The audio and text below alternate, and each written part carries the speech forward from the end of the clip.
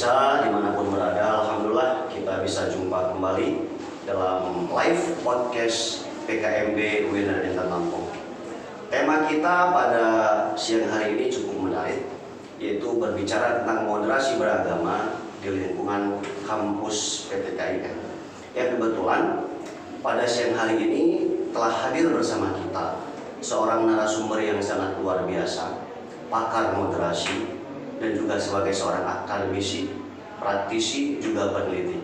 Beliau adalah Dr. Ahmad Zainul Hamdi Mahdi MAD. Assalamualaikum Gus. Waalaikumsalam. Terima kasih telah meluangkan waktunya datang ke podcast kami ini yang sangat luar biasa. Di balik kesibukan, rutinitas yang luar biasa, mampu hadir di sini. Ya, saya senang sekali berada di sini. Terima kasih. Gus, kita sama-sama ketahui bahwa saat ini banyak sekali orang-orang ataupun kelompok-kelompok yang salah mengartikan akan pengertian moderasi. Pada sebagian kelompok mengatakan bahwa moderasi beragama itu adalah penyesatan agama. Padahal sebagaimana kita ketahui, agama itu tidak perlu dimoderasi karena memang agama sudah moderat. Nah, menurut panjenengan, moderasi beragama itu seperti apa sih, Gus? Supaya mahasiswa terutama yang memang belum sama sekali memahami dan mereka bisa tertarik memahami, ikut andil berperan menciptakan moderasi beragama ini, sehingga betul-betul memahami konsep Islam yang rahmatan lil alamin itu sendiri. Monggo silakan. Jadi kita perlu tahu yang menyetuskan ide sebagai satu bukan sebagai satu gagasan itu lama, tapi sebagai satu gerakan yang ini hendak didorong dengan sungguh-sungguh. Itu kan pada saat Menteri Agamanya Pak Lukman Hakim Saifuddin. Nah, baik Pak Lukman sendiri maupun di buku panduan yang dikeluarkan oleh Kemenak itu jelas maksudnya yang dimoderasi itu bukan agamanya, karena pada dasarnya agama semua itu moderat. Dalam pengertian begini, tidak ada satupun agama yang mendorong pemeluknya untuk menjadi teroris kayak gitu. Tidak ada satupun agama yang mendorong pemeluknya untuk menjadi manusia yang rusak, yang menebar konflik, yang justru membakar kebencian, melakukan kekerasan di mana-mana. Tidak ada. Jadi fix yang hendak dimoderasi bukan agamanya. Jadi kalau misalkan ada yang mengatakan bahwa loh ini agama kita mau diacak-acak dong dengan program moderasi beragama, itu saya kira bisa kita katakan itu salah total, karena sejak awal konsep ini tidak memoderasi agama, karena kita berangkat dari satu asumsi yang sangat kuat bahwa pada dasarnya seluruh agama termasuk Islam itu moderat. Nah, lalu apa yang akan dimoderasi adalah cara kita beragama. Nah gitu. Karena disitulah wilayah pemahaman, wilayah tafsir, wilayah praktik keagamaan. Saya contohkan seperti ini, nanya seperti inilah, Ustaz. Kalau di dalam Islam itu jelas ayatnya wala taqrabuz zina. Mendekati zina aja nggak boleh, apalagi zinanya, kan kayak gitu ya. Sepakat. Tapi sekalipun sudah ada ayat seperti itu tidak berarti semua orang, semua muslim pasti tidak berzina atau mendekati zina. Jadi ada jarak antara ajaran normatif agama dengan perilakunya, perilaku pemeluk agama. Nah, yang akan kita dalam konteks moderasi juga seperti itu. Kita ini misalkan di dalam Islam, kita tahu bahwa setiap kita mengawali apapun, bahkan untuk hal-hal yang dianggap itu bersifat duniawiyah, itu kita diminta untuk dengan niatan yang baik. Karena dengan niat itu seluruh hal yang sifatnya duniawiyah itu akan menjadi ukhrawi jika diniati sebagai ibadah. Oleh karena itu setiap tindakan kita diminta untuk mengawalinya dengan Bismillahirrahmanirrahim.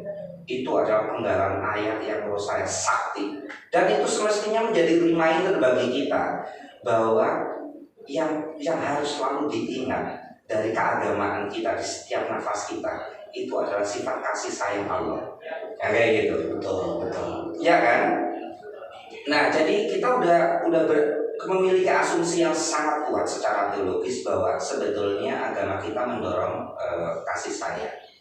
Tapi ternyata ada praktik-praktik di mana dengan menggunakan agama orang justru menebar kebencian.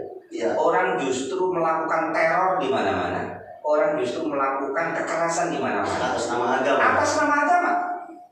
Oleh karena itu maka mengapa program ini perlu kita apresiasi? Karena justru ingin mendekatkan kembali antara ajaran normatif Islam dengan perilaku kita sehari-hari, agar nama Islam itu bisa dijaga. Ya'lu wa la yu'la alaih itu nggak hanya slogan, tetapi juga bisa dibuktikan dalam perilaku kita sehari-hari sebagai seorang muslim. Saya kira itu positifnya. Baik, sangat luar biasa. Jadi dengan demikian bisa kita ambil sebuah benang merah. Moderasi itu secara tidak langsung mengajarkan kepada pemeluk umat beragama apapun agar bersikap inklusif. Ya. Sehingga kasih sayang seperti yang Gus sampaikan tadi itu bisa terpancar dalam setiap hati orang-orang yang mengaku beragama. Nah sekarang begini Gus, bagaimana sikap kita menghadapi Indonesia yang begitu multikultur, yang beraneka suku bangsa, bahkan ada 6 agama yang ada di sini. Nah harapan Gus untuk mahasiswa UIN Raden Intan Lampung khususnya di dalam menghadapi multikulturalisme seperti ini, supaya tidak menganggap diri paling benar, menganggap orang yang seakidah itu salah, dan betul-betul memahami bahwa khususnya Islam adalah menghargai sebuah perbedaan sebagai sunatullah. Nah mungkin di sini Gus bisa memberikan kiat ataupun pesan-pesan singkat kepada adik-adik mahasiswa. Silakan Gus.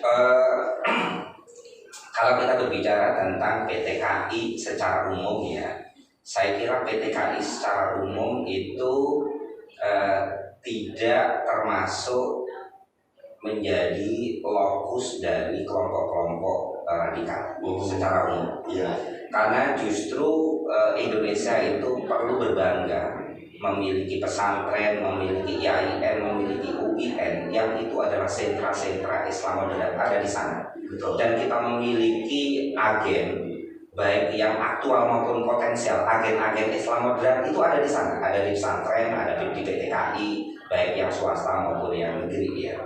Oleh karena itu saya kira gambaran kita tentang mahasiswa-mahasiswa yang ada di PTKI termasuk yang di UIN Raden Intan ini secara umum saya kira adalah mahasiswa-mahasiswa yang moderat. Kalau misalkan gelombang radikalisme atau radikalisasi masuk ke dalam kampus itu seperti yang datanya BNPT tahun 2018 itu justru banyak masuk di perguruan-perguruan tinggi non PTKI, non keagamaan. Bahkan di akhir Orde Baru itu Litbang Kemenak juga melakukan penelitian yang sama, sekalipun jarang sekali di refer orang, tapi saya memiliki datanya. Itu juga menemukan data yang sama, bahwa yang potensial untuk menjadi terjadinya gelombang tsunami radikalisme di kampus itu adalah kampus-kampus non PTKI.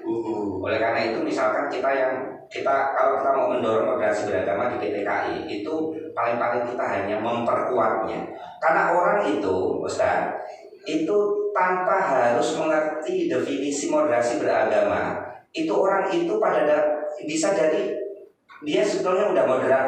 Sepakat. Jadi misalkan seperti ini, penjenengan sebelum ada PKMB itu pada dasarnya kan udah moderat. Membaca buku dari Kemenak tentang moderasi beragama atau enggak itu kan sebetulnya udah moderat. Itu juga mengindikasikan bahwa sebetulnya program moderasi beragama itu bukan sesuatu yang baru, bukan ditanam dari luar apalagi agen Yahudi dan sebagainya. Itu udah melekat dalam diri kita. Nah, sisi baik dari praktik dan pemahaman keagamaan yang ini yang perlu didorong. Oleh karena itu saya kira untuk di lingkungan PTKI itu kita perkuat. Dan kemudian kita kalau nggak bisa menutup, kita persempit sedemikian rupa kesempatan bagi kelompok-kelompok radikal untuk membangun narasinya, membangun kekuatannya di sini. Saya kira itu. Baik.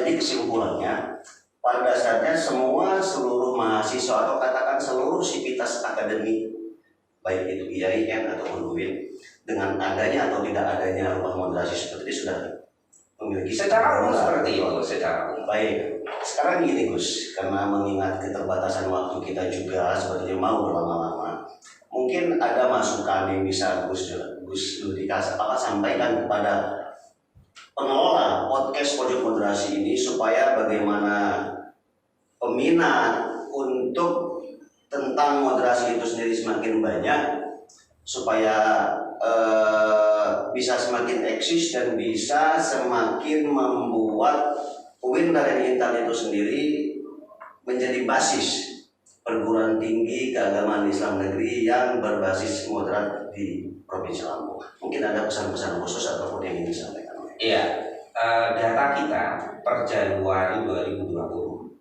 itu internet user kita itu di atas 70% dari total populasi Indonesia. Wow. Dari internet user itu yang terdaftar mobile phone connection-nya itu lebih dari total populasi Indonesia. Dari satu orang bisa memiliki dua nomor ya, dua nomor. Nah, kemudian yang paling banyak sekarang diakses itu adalah media-media online. Sekalipun podcast itu termasuk persentasenya paling rendah untuk diakses, tapi itu tetap jauh lebih bisa menjangkau kepada khalayak. Oleh karena itu maka sekarang menurut saya dakwah-dakwah Islam kita yang penuh kedamaian dan sebagainya itu harus didorong sangat kuat untuk ke media online agar kesadaran publik itu tidak hanya dicekokin oleh narasi-narasi keagamaan yang penuh kebencian. Betul. Jadi kayak penjenengan saya kira yang memiliki kedalaman ilmu keislaman yang mumpuni, yang kemudian memiliki semangat perdamaian, itu perlu berbicara lantang dan suaranya perlu didengar oleh publik agar publik kita itu beragama tetap moderat. Saya kira seperti itu. Baik Gus, terima kasih. Saya pikir walaupun sudah disingkat obrolan kita, mudah-mudahan bisa memberikan warna dan manfaat khususnya untuk kalangan mahasiswa. Amin. Insya Allah lain waktu ketika kami undang bisa meluangkan waktu kembali berbincang dengan Siap. Sehat selalu Gus. Mudah-mudahan selalu memperoleh keberkahan. Terima kasih.